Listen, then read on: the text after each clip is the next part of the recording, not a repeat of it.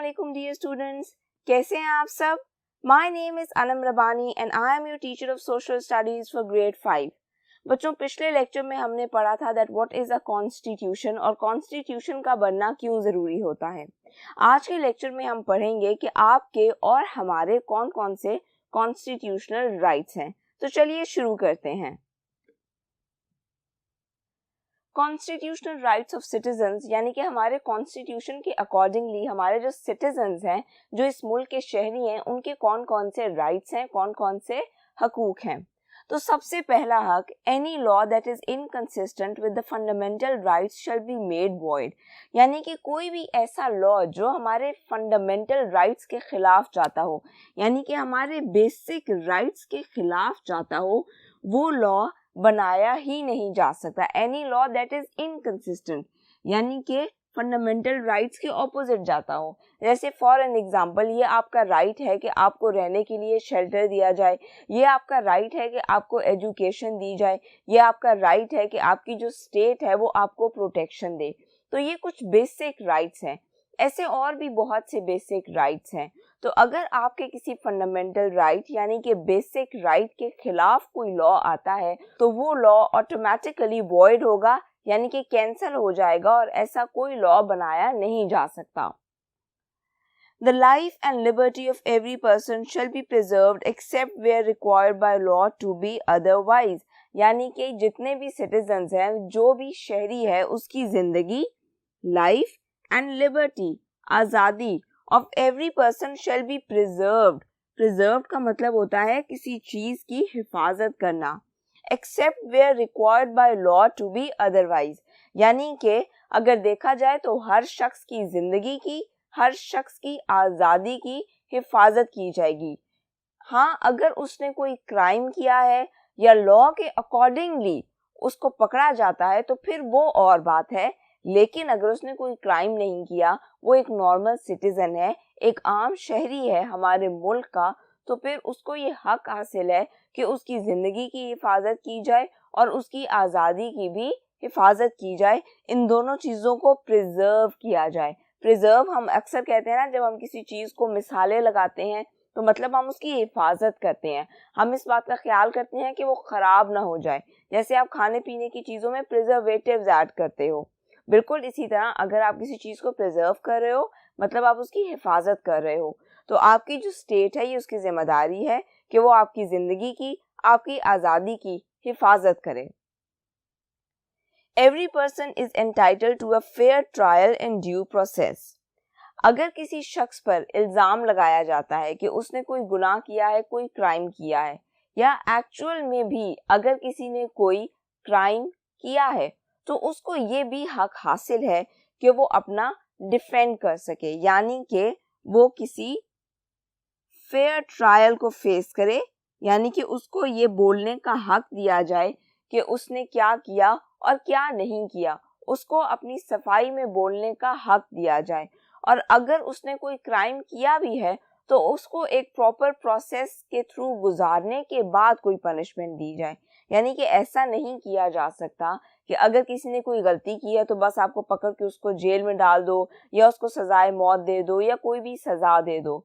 अगर आपने किसी के साथ ऐसा करना भी है तो उस शख्स को भी ये हक दिया जाएगा कि वो अपने लिए कोई लॉयर हायर कर सके, वो अपने डिफेंस में कुछ बोल सके, वो बता सके कि उसके साथ क्या हुआ। हो सकता है उसने खुद को बचाने के लिए कोई क्राइम कर दिया हो सकता है खुद को बचाने की जल्दी में या खुद को बचाने के लिए उसने किसी और को नुकसान पहुंचा दिया हो। तो ऐसा अगर कोई केस आ जाता है तो हर शख्स को ये हक हासिल है कि वो खुद को डिफेंड कर सके, वो कोई लॉयर हायर कर सके, वो अपनी हिफाजत के तौर पे भी या खुद को डिफेंड करने के लिए भी कुछ बोल सके।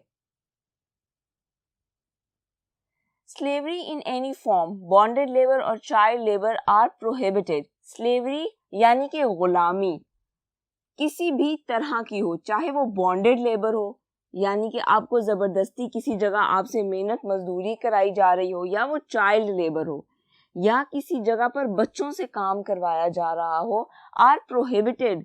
प्रोहिबिटेड का मतलब होता है सख्ती से मना होना। अगर कोई चीज़ प्रोहिबिटेड है मतलब वो सख्ती से मना है। So slavery in any form, bonded labour and child labour are prohibited. तो किसी भी तरह की जो गुलामी है, फिर वो जोर जबरदस्ती आपसे काम करवाया जा रहा हो या फिर आपसे चाइल्ड लेबर यानी किसी बच्चे से काम करवाया जा रहा हो, इज प्रोहिबिटेड, सख्ती से मना है। आपने अक्सर देखा होगा कि हमारे मुल्क में बच्चे काम कर रहे होते हैं दुकानों पर या जहाँ पे ईंटें बनाई जाती हैं, तो ये सब कुछ मना है, लेकिन इसके बावजूद लोग लॉ के खिलाफ जाते हैं और ये काम किए जाते हैं, विच इज़ वेरी अनफॉर्चुनेट, क्योंकि चाइल्ड लेबर तमाम मुल्कों में मना है, हमारे मुल्क में भी मना है, लेकिन इसको उस तरह ख़त्म नहीं किया जा सका जिस तरह होना चाहिए था। Protection against retrospective punishment. अब रिट्रोस्पेक्टिव पनिशमेंट क्या होती है? फर्ज करें बच्चों, किसी ने 10 साल पहले कोई क्राइम किया था, उससे कोई गुनाह हो गया था, उससे कोई गलती हो गई थी, कोई कत्ल हो गया था, कुछ हो गया था, लेकिन अगर उसने 10 साल पहले ये काम किया था तो आप 10 साल बाद उसको सजा नहीं सुना सकते। यानी कि फर्ज करो उसने उस टाइम कोई चोरी डकैती की थी 10 साल पहले, उस वक्त उसके खिलाफ कोई लॉ नहीं बना हुआ था, तो ये नहीं हो सकता कि 10 साल बाद अगर कोई लॉ बन गया है तो आप उस शख्स को पकड़ के जेल में डाल दोगे कि जी अब तो लॉ बन गया है, इसने 10 साल पहले या 5 साल पहले या 3 साल पहले ये काम किया था, अब इसको सजा दी जा सकती है। यानी कि जो क्राइम हो चुका है एक लंबा अरसा पहले, या तो आप उसी वक्त उसकी सजा दे सकते हो, लेकिन ये नहीं हो सकता कि आप एक लंबा अरसा गुजरने के बाद कहो कि भाई तुमने उस वक्त ये क्राइम किया था तो तुम्हें सजा अब दी जाएगी। ऐसी पनिशमेंट्स की इजाजत नहीं है। प्रोटेक्शन अगेंस्ट रिट्रोस्पेक्टिव पनिशमेंट यानी कि ऐसी पनिशमेंट्स के खिलाफ आपकी प्रोटेक्शन की जाती है, आपकी हिफाजत की जाती है, ये आपका कॉन्स्टिट्यूशनल राइट है। यानी कि आपके मुल्क का जो कानून है, आपके मुल्क का जो कॉन्स्टिट्यूशन है, वो इसके खिलाफ आपको प्रोटेक्ट करता है। Dignity of man and privacy of home can't be violated. इसके अलावा हर शख्स की जो एक इज्जत है, सेल्फ रिस्पेक्ट है, डिग्निटी और प्राइवेसी ऑफ होम, और हर बंदे की जो एक पर्सनल स्पेस होती है, उसके घर के जो मसाइल होते हैं, कांट बी वायलेटेड। आप उस स्पेस को, उस पर्सनल स्पेस को, उस सेल्फ रिस्पेक्ट को वायलेट नहीं कर सकते।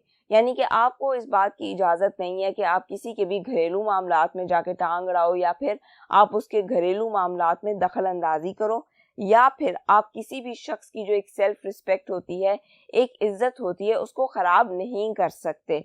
ये अगेंस्ट है हमारे कॉन्स्टिट्यूशनल राइट्स के।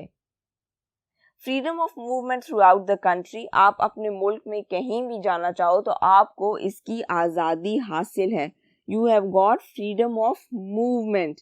आप अपने मुल्क में किसी भी जगह पर जा सकते हो, आपको कोई नहीं रोक सकता। Freedom to enter into a lawful occupation और टू लॉफुली कंडक्ट बिजनेस। आपको इस बात की भी आज़ादी हासिल है, to enter into a lawful occupation, कि आप किसी लॉफुल ऑक्यूपेशन यानी कि पेशे में जाओ, और टू लॉफुली कंडक्ट बिजनेस, या आप कोई भी बिजनेस शुरू कर सकते हो जो कि जायज़ हो, जो कि ठीक हो। और कोई भी बिजनेस शुरू करने के लिए भी आपको कुछ कानून फॉलो करने पड़ते हैं, कुछ लॉज फॉलो करने पड़ते हैं, उस बिजनेस को रजिस्टर करवाना पड़ता है, और कुछ लॉज होते हैं जिन पर आपको पूरा उतरना पड़ता है। तो उन पर पूरा उतरने के बाद आप बिजनेस शुरू कर सकते हो, आपको इसकी आज़ादी हासिल है। Citizens have the right to access information regarding public matters। अब public matters क्या होंगे कि जो आम आवाम के मसाइल हैं, जैसे महंगाई ज़्यादा हो गई, या ऑयल की कीमतें बहुत ज़्यादा बढ़ गई, या आप कह सकते हो कि हवा में आलूदगी बहुत ज़्यादा बढ़ गई, मतलब जो चीज़ें आपकी आम आवाम फेस कर रही है, citizens have the right to access information.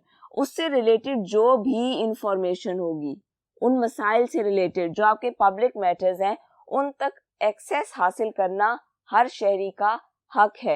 यानी कि ये हर शहरी का हक है कि उससे रिलेटेड अगर कोई बात है, आम आवाम से रिलेटेड अगर कोई बात है, तो उससे जो भी रिलेटेड इंफॉर्मेशन है उस तक एक्सेस, उस तक पहुंच हर शहरी को दी जाए।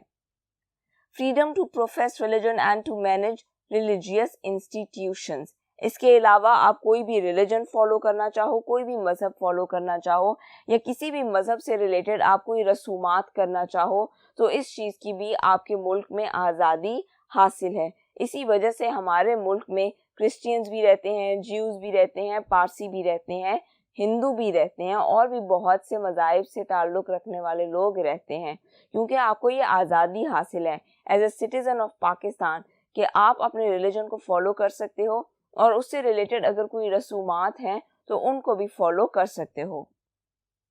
Every citizen has the right to acquire, hold and dispose property by lawful means. ये भी हर शहरी का हक है। To acquire यानी कि वो कोई प्रॉपर्टी, कोई ज़मीन जायदाद हासिल करे, खरीदे, होल्ड उसको अपने पास रखे, एंड डिस्पोज या फिर उसको बेच दे या आगे किसी को ट्रांसफ़र कर दे बाय लॉफुल मीन्स। लेकिन बाय लॉफुल मीन्स यानी कि आपने उसको प्रॉपर तरीके से लेकर चलना है, लॉज को फॉलो करना है, कानून को फॉलो करना है।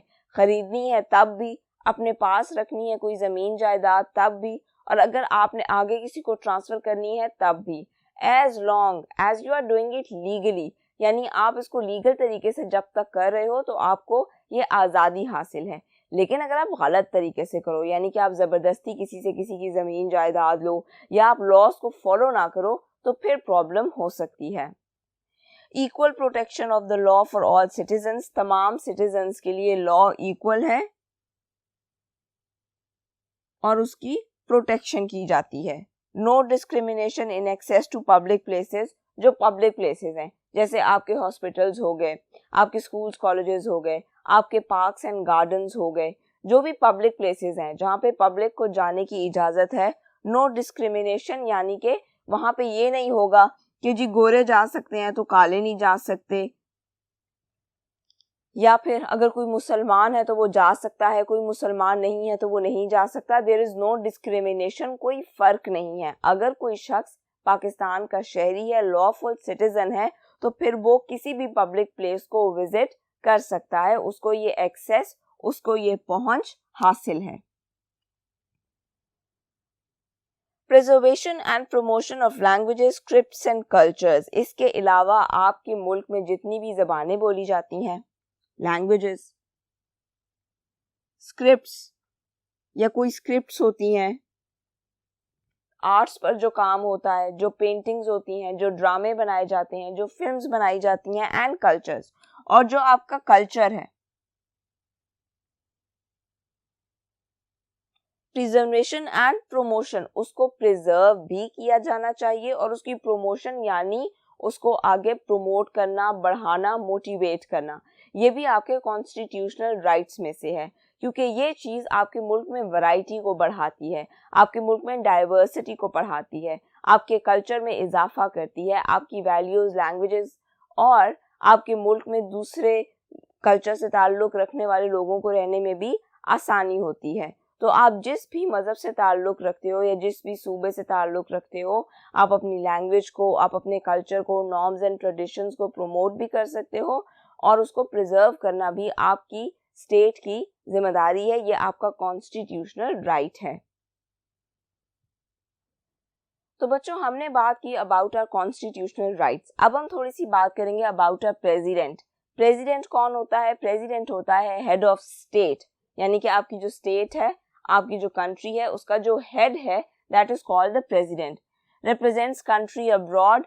एक प्रेसिडेंट के क्या क्या काम होते हैं, वो आपकी कंट्री को दूसरे ममालिक में जाके भी रिप्रेजेंट करता है, या अगर किसी बड़ी ऑर्गेनाइजेशन की कोई मीटिंग है तो वहां पे भी आपके मुल्क को आपका प्रेसिडेंट रिप्रेजेंट करता है।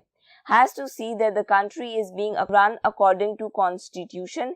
इसके अलावा आपके प्रेसिडेंट की ये भी जिम्मेदारी है कि उसने इस बात का ख्याल रखना है कि आपकी जो कंट्री है that is being run according to constitution, यानी कि उसमें कॉन्स्टिट्यूशन को फॉलो किया जा रहा है। हमने पहले भी ये बात की थी कि अगर कॉन्स्टिट्यूशन में कुछ लॉज, कुछ रूल्स गिवन है तो उसको फॉलो करना हर किसी की जिम्मेदारी है, फिर चाहे वो प्रेसिडेंट हो, गवर्नर हो, चीफ मिनिस्टर हो या एक आम सिटीजन हो, एक आम शहरी हो। तो आपका जो प्रेसिडेंट है उसकी ये जिम्मेदारी है कि उसने इस बात का ख्याल करना है कि मुल्क में मौजूद हर बंदा including the president himself constitution को फॉलो करें। तो बच्चों यहाँ पे हमारा ये लेक्चर खत्म होता है। रिमेनिंग चैप्टर हम पढ़ेंगे कमिंग लेक्चर्स में। आपने इन रूल्स एंड लॉज को अच्छी तरह पढ़ना है और समझना है। अपना और अपनी फैमिली का बहुत सा ख्याल रखिएगा। अल्लाह हाफिज।